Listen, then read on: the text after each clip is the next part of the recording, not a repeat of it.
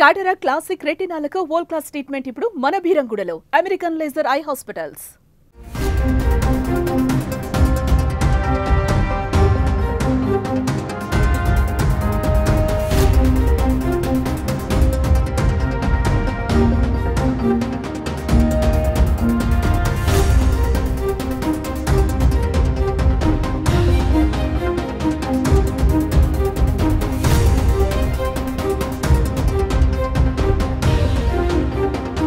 కరూరులో జరిగిన ఈ సభలో ఈ తొక్కిసలాటలో 31 మంది మృతి చెందినట్లు సమాచారం అందుతోంది. మరికొందరి పరిస్థితి విషమంగా ఉన్నట్లు తెలుస్తోంది. దాదాపు 50 మంది ఈ తొక్కిసలాటలో గాయపడినట్టుగా తెలుస్తోంది.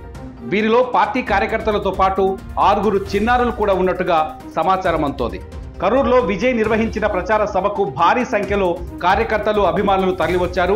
ఆయన ప్రసంగిస్తున్న సమయంలో వారిని నియంత్రించడం కష్టంగా మారింది. దీంతో ఒక్కసారిగా తోపులాట జరిగింది. ఆ తోపులాటలో చాలా మంది కింద పడిపోయారు. దీంతో ఈ తొక్కిసలాట్లో ఈ 31 మంది వరకు సరిపోయినట్టుగా సమాచారం అందుతోంది.